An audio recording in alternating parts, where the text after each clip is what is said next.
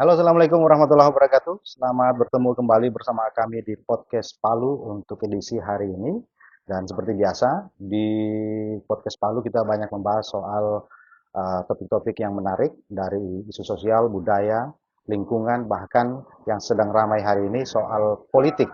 Nah, bicara soal politik tentu ada beberapa hal yang digunakan oleh beberapa calon, baik itu yang berkontestasi di kabupaten, di kota, bahkan di provinsi, bahkan sampai ke tingkat nasional di presiden pun menggunakan beberapa strategi yang digunakan juga untuk mengcrawling beberapa data yang mereka akan gunakan, tentu dengan bantuan dari beberapa pihak, termasuk dari lembaga survei. Nah, lembaga survei punya peran penting dalam mengkalkulasi data yang akan digunakan oleh bakal calon yang akan berkontestasi, seperti apa strategi yang akan digunakan, kemudian di mana lemah, di mana yang kuat, kemudian apa yang harus dilakukan.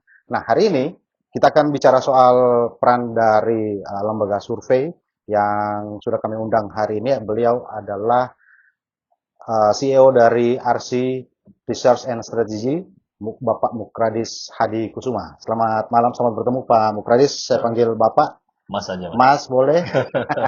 Jangan panggil Dayang boleh juga. Apa kabar Baik, Pak baik. Mukradis? Baik, baik. Nah, Pak Mukradis ini berada di Sulawesi Tengah sudah berapa lama?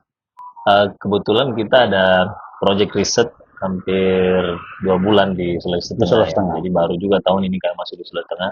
Sebelumnya memang kami banyak di Jakarta, Jawa Timur, dan Jawa Tengah ya. Dan sebagian di Jawa Barat. Nah, kali ini kami masuk ke Sulawesi Sulawesi Tengah. Tengah untuk melakukan riset tentang perkembangan elektoral politik di Sulawesi Tengah, khususnya gubernur. Pemilihan gubernur Pemilihan Sulawesi gubernur. Tengah. Mungkin diceritakan dulu, RC ini apa sebetulnya? RC Research and Strategy ini apa? Kemudian kantornya di mana? Kemudian yang sudah melakukan research dan juga apa namanya survei di beberapa daerah di Indonesia, termasuk di Sulawesi Tengah. Yang apa namanya perlu dilihat, RC kadang-kadang fokusnya di mana nih?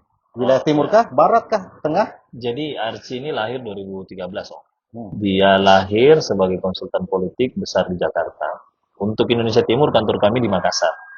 Nah, kegiatan kami banyak di riset, pendampingan. Jadi hampir seluruh kegiatan kami itu memang pendampingan politik, baik itu pileg maupun pilkada. Di pilkada kali ini memang ada 7 wilayah yang menjadi fokus kami. Oke. Pertama Sulawesi Tengah, Sulawesi Tenggara, Jawa Timur, Hmm. Jawa Barat, Sumatera Utara, Maluku Utara, dan satu lagi Bali. Nah, kenapa kami di Sulawesi Tengah? Memang karena target kami memang mau mengukur perkembangan suara yang ada di Sulawesi Tengah. Kenapa ditanya lagi kenapa Hmm. Sulawesi Hmm. Tengah? Bisa kami jawab memang karena di Sulawesi Tengah ini kebetulan 3 kandidat yang masuk ini semuanya gajah-gajah yang kuat. Gajah semua nih.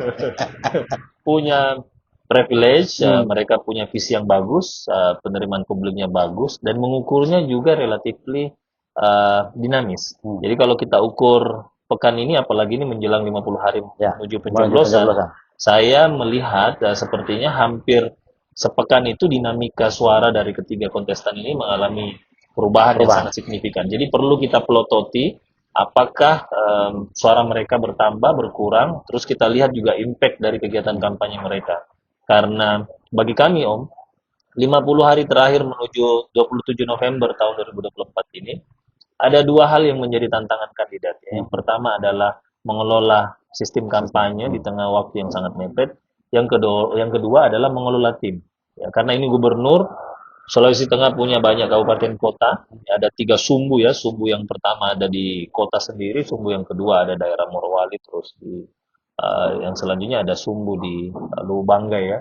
Jadi ketiga komponen ini yang cukup luas ya. Jadi Hmm. kandidat harus bisa menguasai itu. Terus yang kedua juga dengan segmen pemilih yang saat ini mungkin pemilih kita untuk generasi Z, Gen Z Gen ini Z.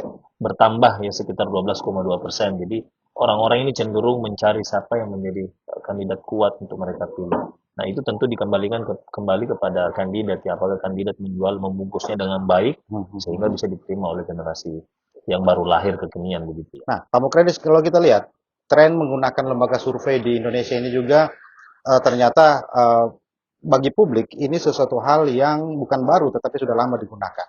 Seberapa penting lembaga survei ini atau seberapa penting survei ini harus dilakukan oleh para kandidat di kontestasi politik?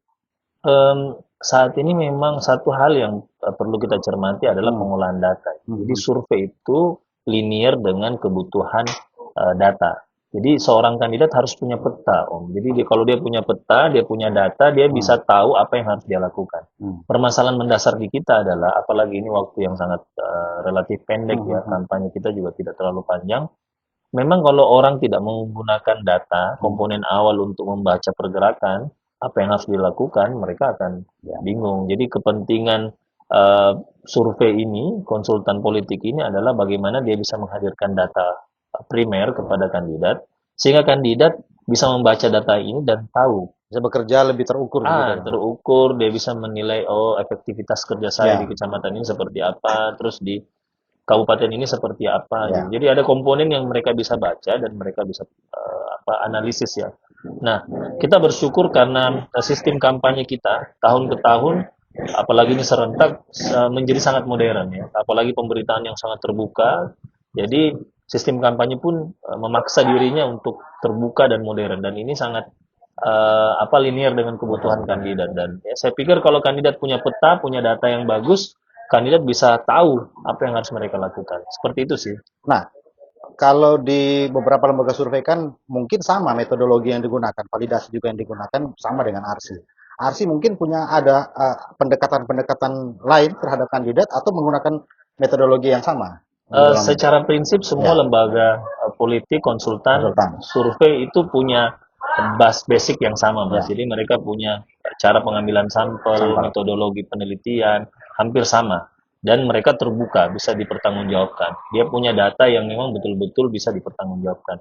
Hanya saja memang setiap SDM itu punya kapasitas yang Kapasitas berbeda dalam berbeda. membaca data dan menganalisis tren yang ada. Mhm, Tapi kalau misalnya kita punya rumus, rumusnya itu hampir semua sama. Hanya mhm, saja di Archie kami coba mengelola bagaimana menilai kebutuhan pasar ya, mhm. kebutuhan pasar terhadap kandidat. Karena tren ini yang kembali muncul, apalagi kondisi saat ini ya, kontestasi ini dipengaruhi oleh Ya, kekuatan dana ya. Ini gubernur, pemilihan kandidat di pilkada di gubernur, biaya yang sangat besar, dan jika ini biaya sangat besar tentu seluruh kandidat akan mengeluarkan jurus-jurus kunci yang mereka bisa lakukan untuk mengelola ya pendanaan mereka sehingga bisa lebih efektif. Nah, kami mencoba mencarikan solusi dengan cara membuka data untuk mengefektifkan dana yang ada di tengah kondisi saat ini yang tentu ya dana cukup ya. besar keluar. Itu berapa persen penggunaan dana kalau ada kandidat yang tidak menggunakan lembaga survei dengan yang menggunakan lembaga survei itu berapa persen? Ini sebenarnya tidak promosi Iya, Om ya, iya, iya. tapi sebenarnya dengan munculnya konsultan politik atau lembaga survei ini memang Bisa cukup menekan itu ya, dia bisa menekan biaya. cost yang semestinya tidak perlu keluar ya. Mhm, Kenapa? Karena memang konsultan politik ini bertugas untuk merancang ya anggaran sehingga anggaran ini bisa efektif efisien. mhm. Yang kedua tepat guna. Ya, apalagi kita dengan jangka waktu yang sangat pendek dan ini bicara provinsi, ya kalau bicara provinsi ya Ya lebih tentu luas cakupannya kan. cakupannya luas dan memang targetnya juga sangat besar. Nah, satu hal yang menarik di Sulawesi Tengah ini adalah jika kampanye, materi-materi apa yang harus kita Ya. lempar gitu ya. Karena di sini kan ada Pak Ahmad Ali yang kita tahu secara nasional Hmm. dia sangat kuat, terus ada Pak Anwar Rafiq. Anwar Hafid, dia juga mulai dari desa, Hmm. terus jadi bupati, jadi anggota dewan, Hmm. pengalamannya sangat panjang. Terus ada petahana ya, Ya.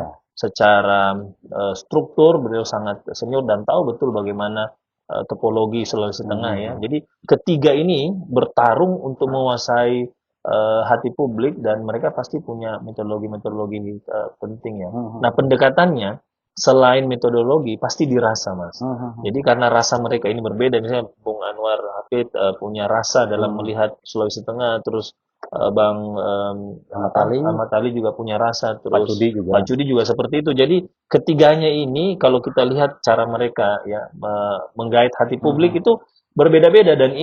ini yang menjadi menarik. Nah, kali ini kami mengukur itu. Jadi tidak hanya melihat respon publik terhadap mereka, tapi bagaimana kita melihat opini publik ketika mereka mengeluarkan gaya dan rasa mereka ini, Mas, Hmm. Ya, yang ya, mungkin menjadi khas di Sulawesi Tengah.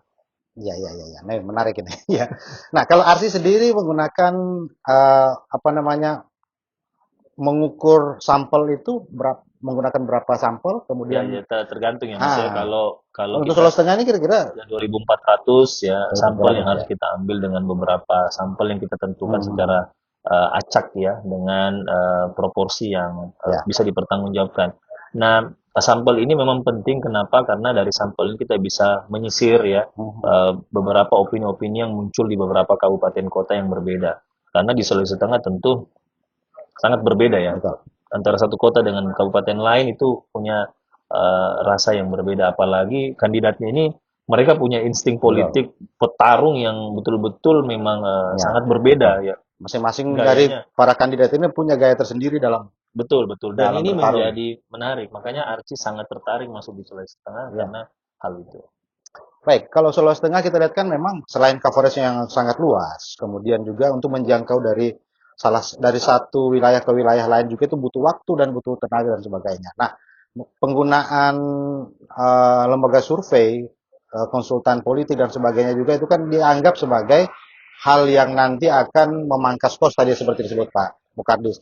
Termasuk juga bagaimana agar isu itu bisa sampai isu yang ada di lapangan dikelola oleh lembaga survei melalui lembaga survei kepada kandidatnya. Kalau di Sulawesi Tengah lebih spesifik apa yang dilihat Arsi, kemudian itu dibawa ke para kandidat. Ya. Jadi sebenarnya yang menarik ketika kontestasi provinsi atau Hmm. pemilihan gubernur ini itu di serangan udara. Hmm. Ya, Hmm. bagaimana dia bisa menguasai opini publik di udara? Ya, ya, ya. Karena ini sangat Hmm. luas, ya, Hmm. jalan panjang, terus Panjang. waktunya sangat mepet, dibutuhkan orang-orang yang ada. Memang spesialisasi RC itu di infanteri atau di kekuatan SDM dalam mengatur Hmm. pembentukan tim ya. Tetapi kalau bicara gubernur, antara kekuatan darat dan udara ini harus seimbang. Hmm. Kalau Hmm. kekuatan daratnya, saya yakin ketiga pasang kandidat ini sudah punya Ya. ancang-ancang. Apalagi ketiganya ini memang sudah pernah menjadi perwakilan rakyat atau publik Dan di sudah punya basis di betul, mana-mana. punya basis. Yang kedua, di publik. Karena Hmm. kalau gubernur, publik itu membutuhkan visi yang jelas, konkret, tidak terbata-bata, dan jelas mau apa. Hmm. Karena eh, Sulawesi Tengah ini akan berbeda dengan Sulawesi-Sulawesi yang lain Ya, yang ya, ada di ya. Pulau Sulawesi. Karena dia punya keinginan sendiri, ya masyarakatnya di sini seperti apa, maunya apa. Nah, ketika kandidat menjual suatu visi yang kira-kira seleranya diterima oleh publik dengan image yang bagus, bungkusan brand yang bagus, dan bisa dijual, ya orang-orang pasti akan menerima kandidat itu. Di Sulawesi Tengah Arsi sudah melihat ada tren paling apa terbaru dari para kandidat atau mungkin ada yang perlu Arsi masuk nih. Ya, jadi saat ini memang semua pihak dari tiga paslon Mhm, ini memang menjual banyak. mhm. Misalnya Pak Cudi tetap melanjutkan, Iya, terus dua pasangan pasti antitesa dari iya betul. incumbent mereka sampaikan Ada pembaharuan, perubahan, perubahan, terus kita akan memperbaiki lebih baik lagi. perbaikan. Pasti itu tema yang akan mereka ambil. Sisa cara membungkusnya, apakah dengan cara mereka mengundang, apakah mereka mengudara, memasang Mhm, iklan, terus melakukan janji-janji yang lebih konkret, terus mereka melakukan kegiatan atau program yang kira-kira kegiatan dan program itu memang bisa diterima secara akal sehat dan mudah lah. Nah, bahasa yang paling penting dalam posisi ini adalah bahasa sederhana aja, Mas. Jadi kalau kita ngomong bertutur sederhana, mudah ditangkap, dibungkus dengan kegiatan yang rapi, ya mungkin masyarakat lebih ini. tidak perlu menggunakan bahasa yang terlalu Ya, tinggi dan karena ilmiah gitu ya. karena kan kandidat selalu dipengaruhi oleh apakah nanti akan muncul nih keinginan publik Wani Piro misalnya kan, Mhm. apakah nanti akan ditukar ya ide dengan itu? Saya pikir tidak selamanya itu ya. Yang paling penting di sini adalah bagaimana seorang kandidat menjual visinya Ya. itu mudah diterima ya. Dengan kesederhanaan, dengan rangkaian atau anak tangga yang Hmm. orang-orang melihatnya oh ya ini menarik gitu mas. Kalau kita lihat kan di Indonesia, mungkin juga di Sulawesi Tengah, silent majority termasuk swing voter itu kan menjadi mendominasi Benar. apa namanya pilihan publik di masyarakat. Nah, swing voter dan juga silent majority itu mungkin tidak mau bersuara di publik karena ada sesuatu hal yang mereka masih tahan. Kalau Arsi melihat swing voter dan juga silent majority ini mengelolanya memang harus spesifik atau ada apa namanya treatment yang khusus dari Ya, Arsi jadi silent majority. majority ini yang cenderung diam ketika ditanya untuk pengambilan sampel mereka tidak Ya. terbuka gitu. Sebenarnya dia harus punya treatment sendiri. Dan kelompok ini yang sangat berbahaya. Kenapa? Karena keputusan mereka dalam mengambil putusan itu tidak terduga.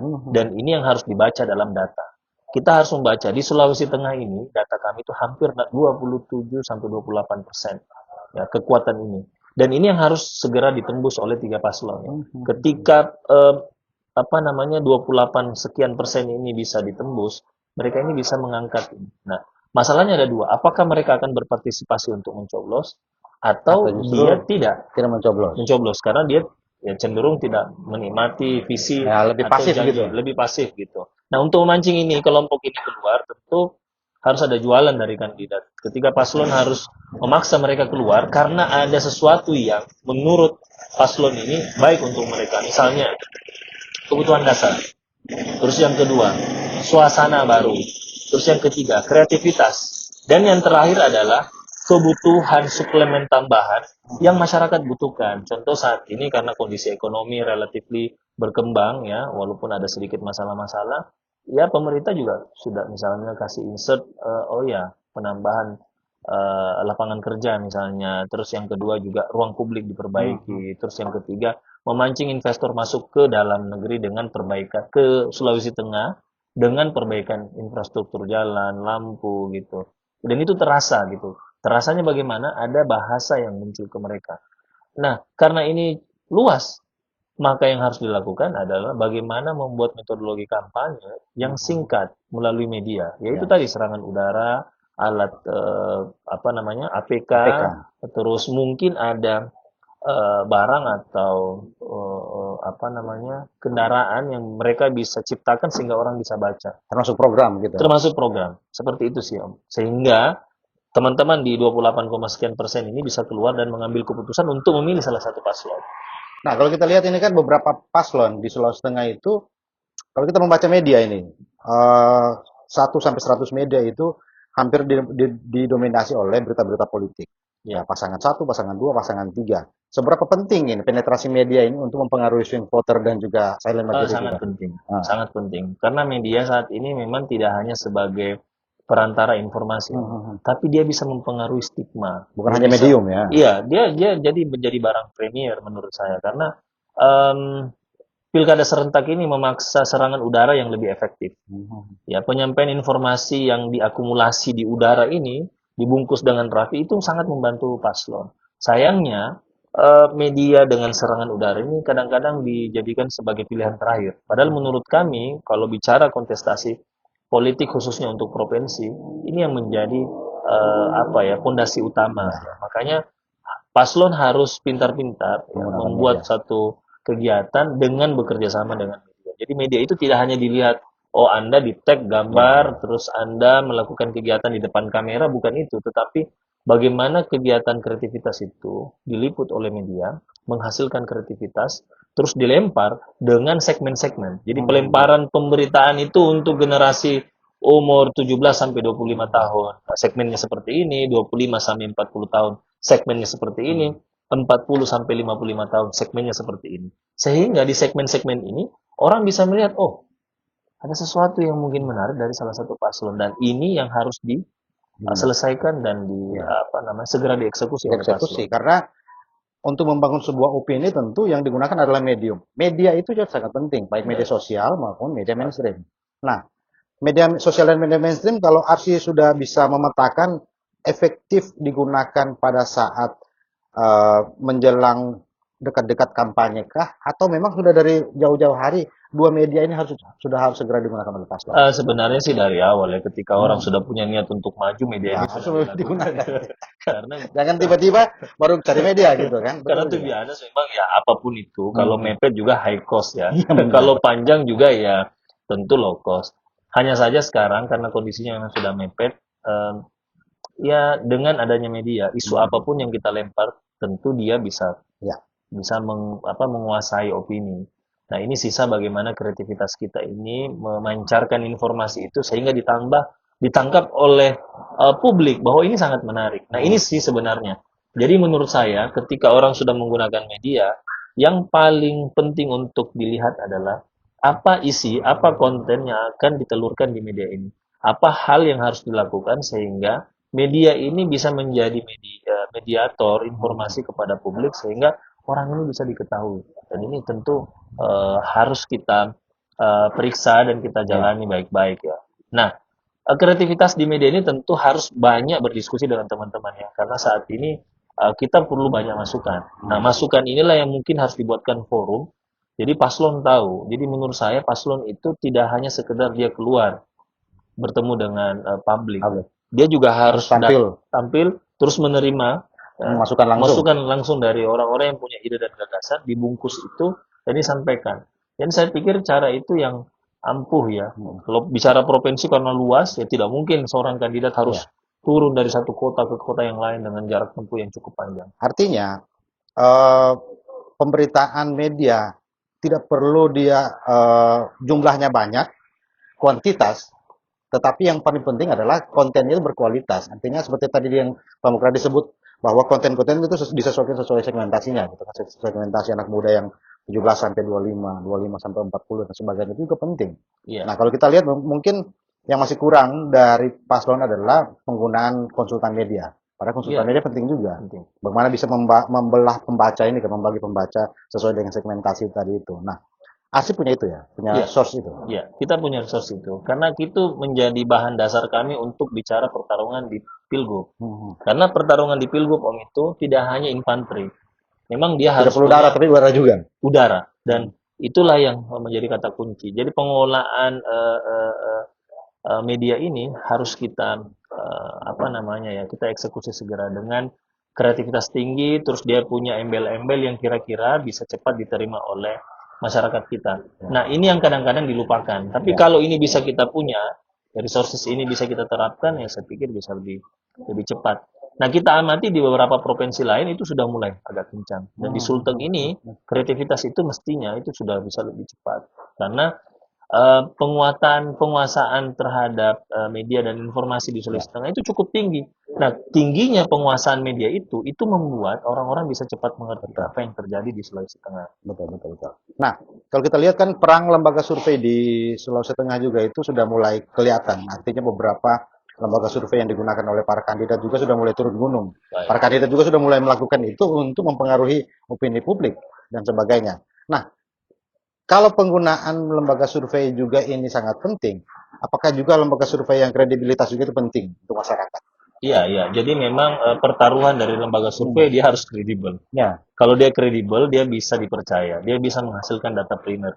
Kalau data primernya itu ada, orang bisa percaya dan ini bisa menghasilkan energi positif bagi penerimaan publik. Sisa strategi sebenarnya. Kalau strateginya juga pas, dia sudah kredibel, strateginya pas, maka dia bisa banyak mempengaruhi. Nah, pengaruh inilah yang tentu bisa sangat berpengaruh terhadap segmen dan opini publik yang ada di masyarakat.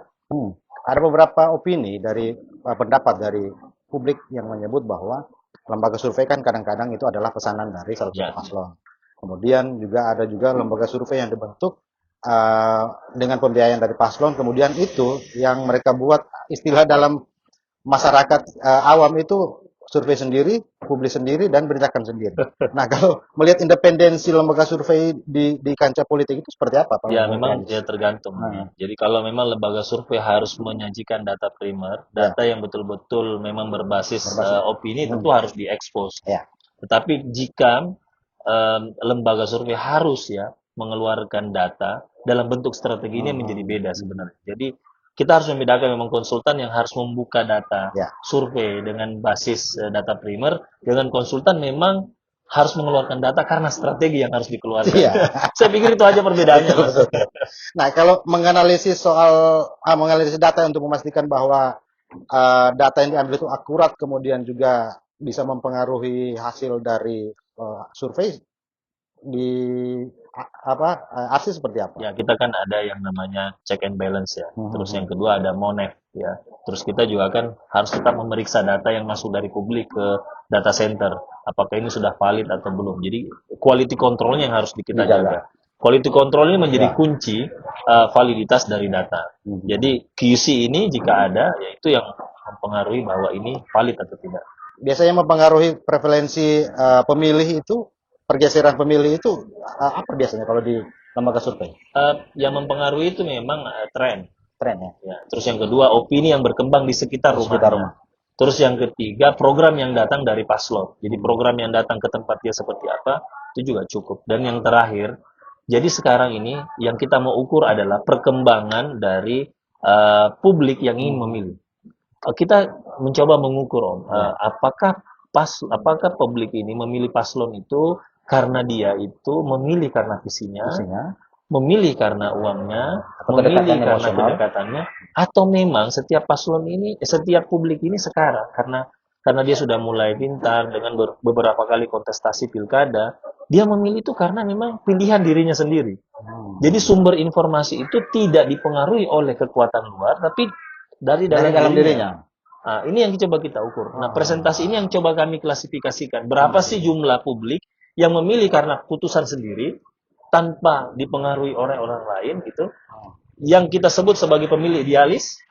Terus ada pemilih yang kita sebut sebagai pemilih patron, karena dia mengikuti pemilih klien karena dia mengikuti patronnya seperti itu. Jadi ini kita mau buat klasifikasi. Ya, kedekatan emosional, agama dan sebagainya Betul, juga betul. berpengaruh. Di kelompok Di kelompok ini. itu. Ketika dua kelompok ini ada, maka kita akan menghitung presentasinya seperti apa. Presentasi di sinikah yang besar atau presentasi ini yang besar. Nah, ini yang akan kita sajikan dalam paslon sehingga mereka tahu, oh, sekian persen di kabupaten ini, di kecamatan ini, popularitasnya seperti ini. Dan di segmentasi ini di kabupaten A, di kecamatan A, presentasinya seperti ini. Nah, ini mungkin jadi menarik. Kalau kita belah misalnya tuh, irisan antara para pemilih yang tradisional sama pemilih yang rasional itu sudah di Sulawesi Tengah berapa persen itu sekarang? Dari bacaan data Arsi. Nah, itu rasional kita memang sangat rendah ya di sini. Rata-rata masih tradisional rata-rata. Tradisional kita Kalau tidak tatap muka dianggap ya, betul. gitu kan? Ya, masih memang komponen itu masih sangat tinggi. Dan ini memang sangat apa namanya ya, membantu ke salah satu paslon dari tiga itu. Jadi pemilih tradisional ini dan rasional ini itu mengarah kepada salah satu paslon dari tiga kandidat ada. Dan ini sangat menguntungkan sebenarnya. Ketika pemilih ini mengeluarkan suara, dia akan cenderung ke salah satu paslon. Kenapa? Karena kelompok ini dia tidak terlalu suka perubahan. Ya. Terus yang kedua, dia cukup melihat aksi yang telah dilakukan oleh pemerintah semua. Dan ini mengarah kepada petahana. Dan petahana ini diuntungkan oleh posisi dua kandidat. Dua kelompok di publik yang presentasinya cukup tinggi. Dan ketika ini dikelola, maka ini sangat menguntungkan di paslon petahana. Artinya kalau kita lihat ada pergeseran antara tren pemilu pilkada sebelumnya di Sulawesi Tengah dan juga pilkada yang 2024 ini. Mungkin karena presentasi jumlah pemilih yang tradisional dan yang rasional tadi itu yang belum terlalu banyak berubah. Betul. Tetapi ada persepsi publik yang berubah di masyarakat dipengaruhi oleh media dan media sosial tadi itu. Itu bisa mempengaruhi. Ya, kenapa? Karena pemilih tradisional dengan pemilih rasional ini tentu juga akan menerima hal baru jika itu masuk dan ditangkap oleh mereka. Nah, dorongan dari kekuatan media yang terus menggempur kedua segmen ini itu sangat signifikan. Nah, jumlah signifikasi dari itu yang masuk kedua kelompok ini itu bisa memecah lagi. Nah, inilah yang mungkin yang harus dilakukan oleh paslon-paslon yang sekarang bertarung untuk mengambil hati dari publik kelompok ini. Ya, kalau ada paslon misalnya yang menggunakan sentimen dari masyarakat, kemudian itu menjadi kekuatan untuk dia. Kemudian ada juga paslon yang menggunakan sentimen diri dia sendiri yang membranding dirinya seperti orang yang dizolimi. Kemudian juga ada paslon yang membranding dirinya seperti orang yang tegak lurus, tidak neko-neko dan sebagainya. Apa juga punya pengaruh besar sebenarnya itu gimmick ya, Mas. Itu gimmick yang mungkin ketika itu dikeluarkan orang bisa melihat dia lagi seperti ini. Dan memang itu penting. Dan gimmick ini yang perlu kita tularkan dalam media karena dengan gimmick ini orang bisa menangkap ya. Karena dalam kontestasi nasional pun gimmick ini sangat mempengaruhi. Ya Sulteng karena adanya pemilih rasional dan tradisional ini perlu gimmick. Sisa bagaimana membungkus gimmick dari paslon ini dimasukkan dalam perantara media dan orang baca. Nah, di waktu 50 hari menjelang pencoblosan di 27 November ini, ketika gimmick ini mampu terkristalisasi dan dibaca dengan baik, orang tangkap, ini menjadi sesuatu. Sebut saja misalnya kalau nasional Komeng yang sekarang lagi Ya, trending ya, ya. ya di DPD Di sampai DPD. pemilihan dia di komite mana aja itu menjadi pembicaraan publik ya. Terus yang kedua ada Ultraman di Jawa Tengah atau Jawa Timur Ya, itu yang kemarin dia menggunakan itu terus dibaca orang melihat itu. Nah, saya pikir pilihan ini juga penting. Di Jawa Barat, di Jawa Timur tren ini muncul ya dengan kreativitas tinggi. Nah, mungkin karena di Sulawesi Tengah yang ya, cukup luas ini ya, jadi cukup berpengaruh ya kondisi seperti itu. Tapi saya pikir pilihan gimmick ini penting. termasuk gimmick penggunaan AI gitu ya. Ya, Penggunaan AI misalnya merubah karakter menjadi sebuah karakter komik, anime dan sebagainya ya, juga itu penting ya. ya. Kenapa? Karena kita masyarakat atau publik kita ini kadang-kadang juga dipengaruhi oleh silau-silau perubahan-perubahan Iya, iya, iya. warna ya, perubahan postur. Gestur, Jadi orang gestur dan sebagainya. gestur. Jadi orang lihat oh ada sesuatu yang baru nih. Dan orang Indonesia itu latah ya. Orang Indonesia itu latah dengan perubahan-perubahan yang baru dan orang Termasuk latahnya itu di kontestasi politik nasional gitu kan. Orang melihat Prabowo kemarin menang dengan gimmick, kemudian itu diadopsi di daerah itu ya. dan itu masih berlaku. Itu masih berlaku. Itu Saya ya. pikir pengaruh Betul. pengaruh itu sampai ke daerah juga. Betul, karena kalau kita lihat trennya itu kan biasanya dia hanya dalam periode 1 tahun misalnya. Nah kebetulan Pilpres itu di tahun 2024, maka model gimmick-gimmick yang dilakukan di kontestasi nasional bisa diadopsi di daerah gitu ya. Dan itu masih masih terbuka, Pak. Jadi keterbukaan itu juga masih terasa sampai di tingkat daerah. Kenapa? Karena faktor pengguna media sosial yang relatif terus tumbuh. Terus yang kedua, frekuensi jaringan internet yang juga tumbuh. Iya, iya, iya. Ya, sehingga orang terpapar dengan media sangat mudah dan cepat ya. Dengan generasi usia 56 sampai ke atas itu juga kan presentasinya semakin mengecil. Generasi yang 17 yang awal mendapatkan apa namanya kesempatan untuk mencoblos juga meningkat. Jadi ini yang juga merubah ya presentasi. Hanya di Sulawesi Tengah kalau datanya kita buka memang pemilih tradisional ini masih sangat Betul, tinggi. sangat tinggi. Sangat tinggi. Mungkin karena di sini orang happy apa ya. Jadi Ya. umurnya panjang-panjang. Atau faktor apa namanya coverage yang terlalu luas tadi itu. Itu bisa yang juga susah salah satu. dijangkau sehingga dalam persepsi masyarakat pasangan calon yang akan dia pilih adalah orang yang pernah bertemu sama dia, Betul, tatap muka dan sebagainya. betul. Karena saluran informasi tadi yang disebut Pak Mukradis itu mungkin belum sampai di sana. Kalau media misalnya visi misi yang dikeluarkan oleh media oleh paslon tidak sampai ke masyarakat, yang dia konsumsi adalah media sosial Betul. dan sebagainya. Nah, karena itu tadi tradisional. Nah, ini tadi petahana ini sangat diuntungkan. Punya peluang. Punya peluang. Kenapa? Karena aktivitas dia selama bertahun-tahun sebagai petahana itu cukup memberikan ruang kepada Sudah dia. terawat gitu kan. Ya, memberikan Sampai ruang ke- kepada dia sehingga dia mampu untuk diterima. Dan ketika ini dia jaga, ini juga menjadi suatu senjata yang perlu dipikirkan oleh paslon lain. Seperti itu. sih. Baik, baik, baik. Sebelum kita akhiri mungkin Sulawesi Tengah ini ada prediksi dan proyeksi barangkali. Ya. Kalau kita lihat 3 paslon ini kan luar biasa punya kemampuan finansial, punya kemampuan sosial, punya kemampuan politik dan sebagainya. Artinya ketiga-tiganya punya kekuatan yang sama. Benar. Ketika ini dibelah 3 misalnya, maka irisan-irisan yang paling dominan tentu ada di paslonnya mana. Proyeksi dan prediksi dari Arsis seperti apa? Memang tidak mudah untuk mengukur ketiga kekuatan paslon. Paslon punya intangible asset and tangible asset. Mereka punya kekuatan yang terlihat dan tidak terlihat. Tetapi dalam waktu yang singkat ini memang menurut kami memang petahana yang paling diuntungkan. Walau berbagai lembaga survei melihat ya tren ketiga paslon ini naik turun. Tetapi bagi kami catatan yang paling penting adalah di petahana. Kenapa? Karena petahana diuntungkan dengan jabatan beliau yang cukup bisa merawat dengan mendapatkan kapasitas publik yang relatif sangat tradisional. Tetapi paslonnya juga punya resources yang cukup besar. Dan ini apa namanya dipengaruhi oleh dinamika informasi yang terjadi di Sulawesi Tengah.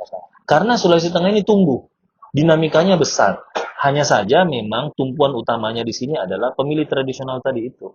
Jadi ketika kita cacah dari 3 pasangan calon ini, memang saat ini ya petahana sangat diunggulkan. Sisa bagaimana petahana merawat itu, dan yang kedua tidak bisa juga disepelekan 2 pasangan yang lain yang punya resources yang hebat. Besar, ya. Mereka juga sudah bertarung berkali-kali, mereka juga tahu peta dan bagaimana menguasai Sulawesi Tengah, Dan kekuatan pembacaan peta inilah yang membuat mereka juga cepat mengejar ketertinggalan angka acceptability dari persoalan pemenangan ini. Nah, ketiga paslon ini ketika dia mampu mengelola proses image, visi yang dia lempar ke depan dan ditangkap oleh publik, ini yang jadi pemenang. Jadi ketiganya punya Capture tadi peluang, itu ya. tapi siapa yang paling cepat melempar isu dan diterima di hati publik itu jadi pemenang. Sehingga walaupun petahana sekarang ini berada dalam konteks pemilih tradisional yang sangat besar, dua pasangan calon lain juga ini tentu bisa mengejar. Tetapi Punya peluang memang gitu ya punya peluang. Tetapi memang petahana ini sangat menguasai struktur jaringan yang sudah ada. Sisa kan, bagaimana bisa mengelola sumber informasi yang kira-kira medianya bisa diterima oleh. Karena petahana kan sudah diuntungkan oleh instrumen-instrumen Betul. Dari posisi jabatan dia gitu. Nah, kalau dengan bahasa seperti itu artinya Arsi sekarang sudah punya satu kandidat yang secara de facto menggunakan Arsi sebagai salah satu lembaga survei dan juga konsultan politik. Sebenarnya yang kita mau ukur sekarang Om ini adalah dinamika yang terjadi. Dinamika. Kami mau mengukur 50 hari ini apakah perubahan dinamika itu per minggu, per 3 hari, atau per hari. Per hari. Nah, kalau di provinsi lain, ada beberapa provinsi itu pengukurannya itu per minggu. Ada provinsi lain juga itu pengukurannya itu per bulan. Contoh di Maluku Utara itu per bulan, ya. Nah, ada beberapa provinsi kayak Jawa Timur itu per minggu. Nah, di Sulawesi Tengah ini dalam waktu 1 pekan ke depan kami mau rilis perubahan dinamika itu apakah per 3 hari atau per pekan dengan waktu yang 50 hari. Jadi orang akan melihat, oh komponen ini bisa diterima atau tidak. Nah, ini yang menjadi atraktif yang kira-kira publik bisa menerima dari ketiga pasangan calon. Tetapi untuk sementara memang analisis kami dengan kondisi pemilih tradisional yang cukup bersaing, terus munculnya kelompok yang tadi, yang rasional yang tidak bisa kita goyang. Nah, petahana mendapatkan keuntungan di situ. Cuma agregasi dari perlawanan dua paslon lain memang cukup mengejar untuk itu. Sisa sekarang bagaimana 3 paslon ini bisa menguasai pasar baru dari 2 kelompok yang kira-kira nanti bisa terbuka. Karena ini masih 50 hari. Sehingga tidak boleh ketiganya ini lengah dengan posisi yang masih 50 hari ke depan. Apapun bisa terjadi nanti. Dari hasil survei terakhir sebelum rilis di pekan depan, Arsi sudah punya data terbaru kah? Iya, jadi kami terakhir 28,7 untuk petahana, 24,9 buat Pak Ahmad Ali, 02, 01. Ya, terus 21% untuk Pak Anwar Hafiz. Swing voternya berapa di situ? Swing voternya masih cukup. Margin error? Margin errornya 2,2 sekian. Baik, Pak Mukradis, mungkin ada satu hal yang perlu disampaikan kepada publik di masyarakat Sulawesi Tengah, mengingat pilkada di Sulawesi Tengah ini ya tidak seadem yang kita lihat di arus tengah, arus atas gitu kan. Arus bawah itu harusnya cukup kencang. Nah, apa yang bisa disampaikan kepada kawan-kawan kita? Publik punya hak untuk memilih kandidat yang paling baik. Publik juga harus mencari siapa dari ketiga pasangan calon yang punya visi dan serk dengan hati publik. Pokoknya publik adalah raja di tanggal 27 November nanti. So, tolong cari pemimpin yang betul-betul sesuai dengan keinginan publik. Ya, itu penting. Karena namanya pesta demokrasi, maka isi pestanya harus riang gembira. Tentu ada riak-riak di masyarakat itu adalah bagian dari gimmick politik yang tentu kita harus betul-betul sikapi sebagai hal yang wajar gitu kan, tidak disikapi dengan reaksional yang terlalu berlebihan. Tapi Pak Mukradis dan teman-teman dari lembaga survei, dari lembaga konsultan politik juga itu punya peran penting bagaimana mempoles dari kandidat-kandidat yang ada yang bertarung di Sulawesi Tengah ini untuk menjadi kandidat yang menjadi pilihan masyarakat sesuai dengan hati nurani. Terima kasih banyak Pak Mukradis. Sukses untuk Arsi dan teman-teman. Ya, minggu depan kami akan rilis kembali. Kita tunggu hasil. Ini bikin berdebar ini. Hasil minggu depan itu sangat dinantikan oleh publik karena peta politik kita tentu akan dibaca dalam 2 minggu terakhir sebelum hari pencoblosan. Saya Abdi Mari dan juga teman-teman yang bertugas mengucapkan banyak terima kasih. Selamat malam dan sampai jumpa. Terima kasih.